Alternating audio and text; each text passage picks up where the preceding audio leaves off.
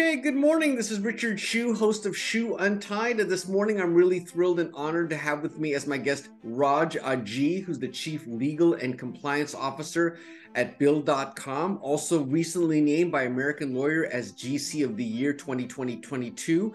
Raj, welcome to the program. Thanks, Richard. It's great to be here and talking to an old friend. Indeed, indeed. I've known you for many, many years. So let me start by asking you, you came to America, at relatively, well, and it's old or young, as an adult, and you were an engineer, as I recall, like myself. What made you decide to go to law school to begin with? Yeah, I grew up in India. I went to college in India. I trained as an engineer. And the only reason I probably went to engineering school was because my dad was an engineer. I had uncles and cousins who were engineers. And I got accepted into a competitive engineering school. I had no idea what I was going to do with my life. I came here as a first-time immigrant, first in my family to immigrate. I had no idea what really lawyers did. Mm. But then I got my first job in DC and started working with a number of lawyers, environmental lawyers. I got to know some of the institutions like Department of Justice, EPA, some of the nonprofits like ACLU and Southern Poverty Law Center. And I said, look, this is cool stuff. This is things that I could get interested in. And that's really what motivated me to go to law school. How did you like law school after being an engineer? I always like to ask that question because it's so different. It was fun. It was really a lot of fun because I like a lot of lawyers. I'm sort of wanted to be a writer. I wanted to be a writer. I really enjoyed that process of putting a pen to paper or words to paper, and I also enjoyed being in the company of people who had different backgrounds, musicians, doctors, people who had worked with political campaigns, and it's just being around and debating and talking to people who had different backgrounds. That was a lot of fun. Yeah, that's definitely one. I mean, one of the reasons why I went to law school is because, as you know, there are no prerequisites. So you're right. You could have been any major and you can go to law school. So that really does lend itself to a lot of different backgrounds. It was fun. So you were in private practice for a little while, but then you decided to go in-house pretty early in your career. Tell me a little bit about, was that something deliberate? You knew that you wanted to go in-house, or was it more something, an opportunity just kind of landed in your lap? Well, I got out of law school, and since I was a chemical engineer, I was trained as a chemical engineer. I'd worked for a couple of years as an environmental engineer. It was natural for me to go and be an environmental lawyer. But then as I started doing that, I realized that I enjoyed being closer to sort of the core of the business. And I started practicing corporate law, venture financings, M&A, IPOs, that sort of thing. And very early on, I was at Wilson Sonsini, and very early on, Wilson encouraged associates to build their own practice. And this was, late 90s, and Netscape had just gone public, and people my age really were starting companies, especially Indian Americans. Sabir Bhatia had just started Hotmail, and there were a number of people my age who were starting companies, and I was getting to know them, and I started building a practice around people I knew, and sort of had their trust. And I was about a fourth, fifth year associate when one of my clients got acquired by another private company. And when they were getting ready to do their public offering and they needed a GC, they called me. And that's how I ended up pretty early in my career. I ended up being general counsel of a company called Zoom and helped them go public and grow from 50 people to 750 people. But, answer to your question, I really I really wanted to be in-house because I felt that being in-house was being closer to the business, really understanding the business and solving and living with real problems. Did you find that when you got there, you liked it much better than private practice? Or, I mean, it's different for sure. I did because it's more you really understand, you really get into the depth of the business, and sort of and you own the outcomes, right? You really own the transaction or the litigation or whatever it is that you work on. And I really enjoyed that aspect of it. And there's a certain curiosity element. I've been in a number of industries. I started off with the early stages of social media, then NBC, media company, enterprise, and really for the last 10, 12 years been in fintech. I've been in fintech now since the early part of fintech. And what I really enjoy about that is sort of you you go in house, you're the counsel for the company, you really understand the drivers of the business and be the lawyer that makes it successful. Hmm. What are some of the important skills you think it takes to become a successful GC, or maybe become the GC of a public company? I mean, you've obviously done you had a number of different roles in many different companies, but what do you see as sort of the critical skills? No, I think it's really curiosity and a desire to learn the business. I mean, Mm, you have to in any role, whether you're in sales or whether you're in law, whether you're in marketing, you have to have the trust of the people that you work mm, with. mm, And as GCs, as in-house counsel, you work with a number of people in other functions, and the the only way you're going to build that trust is if you really understand their business and have empathy for what they do, mm, and that's going to help you work closely with them and solve their problems. That's how you really mm, you mm. build trust. I mean, in any walk of life, whether you're working with a financial advisor or whether you're working with any a consultant, you're going to trust them more if they understand your business more. Yeah, yeah. Is that something you just kind of did naturally, or is that something that you kind of learned over time? It's the natural part was just the curiosity. I've Mhm, always been interested in learning about new businesses, mm, how things worked. mm, When I got into payments, for example, or financial fintech, just how the ecosystem works. When I was in a lawyer representing chip companies, just really how chips are designed. What is the process that goes into it? I would talk to my brothers who were chip designers at the time, just really understanding how chips are designed. So then how do you protect the intellectual property? mm. Just that the natural part was that curiosity. And over time, I've realized that having that superpower, having that understanding of the business really makes you a good in-house lawyer. Tell me some of the various industries you worked in. You kind of alluded that you've been in a bunch of different industries. Tell me some examples of the different industries you've been in. Yeah, so my first in-house role was general counsel of an early stage social media company. This was back in 98, 99. And we had early websites, early e-commerce. So it was e-commerce. Then we got acquired. We sold the business to NBC, and we became part of. We were a public company. We got sold to NBC. We were part of uh, NBC, and I really got to understand the advertising business, how advertising, especially at the time, television advertising is bought and sold. Mm, Um, After that, I spent 5 years at Cisco. And Cisco, as you know, is a big enterprise company. At the time, this was early part of the 2000s. Cisco was one of the most optimistic places that you could work at. mm, If you remember, there was a there was a technology crash, and Cisco was probably one of the most optimistic places. So I was at Cisco, got to know, sort of enterprise, how to sell boxes, how to sell enterprise software. Cisco sent me out to India, and I was a managing counsel for Cisco in Asia, and I was running a team of lawyers based all over Asia, working with the sales team, just really understanding how telecoms in other parts of the world work and how they bought technology products. So I really got to understand that business. Then after that,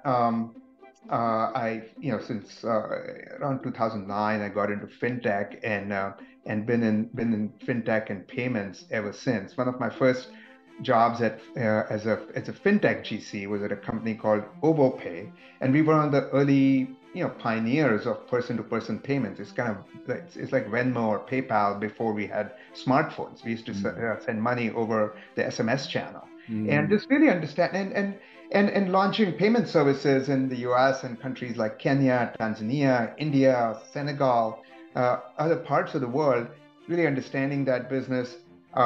What is the value that customers derive from it, and how do you make that happen within the scaffolding of the law? So as a lawyer, I think you understand the business. Your special power is really you understand the scaffolding of the law, and innovation and predictability happens within the scaffolding of the law, and that is really your strength as lawyer. And so when we started launching payment services in other parts of the world, there weren't really payment regulations. There were banking services regulations, and then there were telecom regulations. And we were trying to operate at the intersection of payments and telecom regulations. We were, my team helped write telecom regulations, mobile payments regulations in Kenya, for example. Because you're really driving that and helping innovation, and then you see it. Then you see it firsthand. I remember traveling from Nigeria to one of the smaller, Nairobi in Kenya to one of the smaller towns, and seeing how people used our product and really benefiting from it, and being able to transact securely on their mobile phones. That was really cool. So I've been in, and then after that, I was at Intuit and did a number of other financial services like insurance and lending, and then really the last 6 years at Bill. At Bill, what we do is work with over 400,000 businesses and help them automate their financial operations, like get paid, make payments to their vendors, connect with their vendors, get insights from their financial operations, and automate all this process so they can really SMBs can and their owners can do what they enjoy doing best. Now, and after go ahead. No, that's it. I was just going to ask, I mean, do you find that you've worked in a few different industries. Not everyone gets a chance to do that. Do you find that the industry knowledge kind of builds upon itself, or it's really like learning a whole new thing every few years? Some of it is learning the ecosystem, learning all the different players and who's doing what it's really new. But some of it is it builds on itself in the sense some of the learnings you have from other industries, you really bring it into what you're doing and help as a lawyer. It helps your creativity when you're structuring deals. You might have seen a deal. I might be in payments or financial services, but I've seen a deal structure when I was doing media, and that really helps shape that deal. Some of it is sort of my curiosity, but also my training as an engineer. I think it helps. I feel like I'm more solution oriented. Now, after you've been in a company for a few years, like you've been at Bill now for a few years, do you feel like you're still learning, or at this point you do know the industry pretty well and you know all the players already, or do you find that it's still a constantly learning process? So when I was early in fintech, I was learning a lot, and I was, that was the thrill, right? Understanding all the different payment systems, how you lend money, how money moves, and that was there was a lot of learning experience, and that was a lot of fun. I've been at Bill now for 6.5 years, and we are in the unique industry. We are privileged to work in companies that grow really fast. When I joined Bill, our revenues were, annual revenues were, about $30 million. And we'll probably close this year closer to $1 billion. And we've seen we were about 150 employees when I joined, and now we are up to 2,500 employees. So we are privileged to work in these companies which grow really fast, and that in itself is a growing experience. What I did as the first lawyer at the company is very different from what I do today as leading a team of 55 professionals. Mm. Do you And find do you yeah, find yourself now doing a lot of mentoring of younger lawyers? I do enjoy that. One of the things that I've had to learn, and it's something that I've worked at. As lawyers, we are not, we are you know we are not great managers. Legal teams generally are not big. Mm. We are not great communicators. Although spoken word and the written word is our tools that we work with, but when it comes to management and when it comes to running teams, we're not naturally great at that. I mean, I've talked Mm. to a number of lawyers who do this, Mm. Mm. and just learning that how to motivate people on your team, and mentoring people has been a joy. I Mm. mean, one of the things that I'm proud of is my team always has the legal and compliance function always has the highest engagement scores within the company. Mm. And part of that is I've had to work on connecting people with the ultimate goal of the company and what the company does, connecting their work with the Mm. sort of driver for the company's growth. And that takes work, and I've enjoyed that. Mm. Well, you seem like I mean, given how much you enjoy business, have you thought about ever just taking on either a business role direct completely, or maybe starting your own company? Has that been something you've ever thought about doing? I have, and I have taken those detours. I was running a team in Saudi Arabia once, advising when I was at Cisco, advising the Kingdom of Saudi Arabia on setting up smart cities, and that was a very business-focused role. Hmm. And I, took on a larger, smart cities role at Cisco. I've done a early mobile startup. But I've always come back to the law because Hmm. I really enjoy being a lawyer. I Hmm. really enjoy sort of the structure that the law provides. I Hmm. really enjoy using, as I said, the scaffolding provided by the law and Hmm. helping drive innovation. And I really Hmm. feel that this is my calling, and this is Hmm. where I drive value. Hmm. Hmm.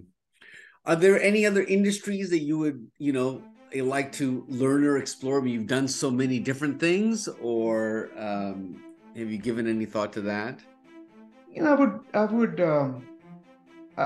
I would like to do something with climate change. Not we are living with climate change, and it is inevitable at this point. But you know, companies that I'd like to work with are companies that are helping us get used to climate change and helping Mm, us mm, live with climate mm, change mm, and mm, mm, adapt to climate change. mm, mm, That's an area. But otherwise, just in what I do, there's so much to be done. I mean, I was just in India, and I'm making investments in financial services companies in India. That country has sort of leapfrogged what we do with financial services, with digitization. But just in what the industry that I work in, there's so much to be done. How much time do you spend now sort of doing legal work versus, managing other projects or just, overseeing stuff? So, versus actually doing the work. Is most of your time now more in the management and delegation, or you still actually get very involved in the real legal work? It's so most of it is sort of being a strategic leader at the company, being an executive at the company, and driving the company's growth initiatives and sort of participating more as a business partner than as a lawyer.